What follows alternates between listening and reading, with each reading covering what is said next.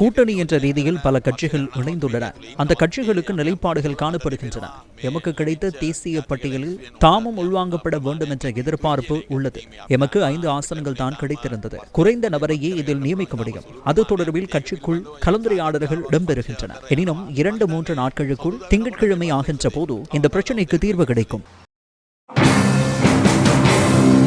தமது கட்சிக்கு தேசிய பட்டியல் ஆசனம் ஒன்றை வழங்குவதாக ஐக்கிய மக்கள் சக்தியின் தலைவர் உறுதியளித்துள்ளதாக அகில இலங்கை மக்கள் காங்கிரசின் தலைவரும் பாராளுமன்ற உறுப்பினருமான ரிஷாட் பதுதீன் தெரிவித்தார். அகில இலங்கை மக்கள் காங்கிரஸ், ஸ்ரீலங்கா முஸ்லிம் காங்கிரஸ், அதேபோல தமிழ் கூட்டமைப்பு, அதாவது மலையக தமிழ் கூட்டமைப்பு 3 கட்சிகளுக்கும் தலா ஒரு தேசிய பட்டியல் தருவதாக தேர்தலுக்கு முதல் வாக்குறுதி அளிக்கப்பட்டிருக்கிறது.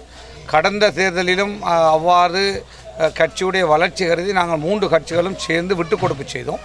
இந்த தேர்தலிலே தருவதாக 3 கட்சிகளுக்கும் தனித்தனி தேசிய பட்டியல் தருவதாக நேற்று வரை சஜித் பிரேமதாசா சமூக ஜனபல தலைவர் உறுதியளித்திருக்கிறார்.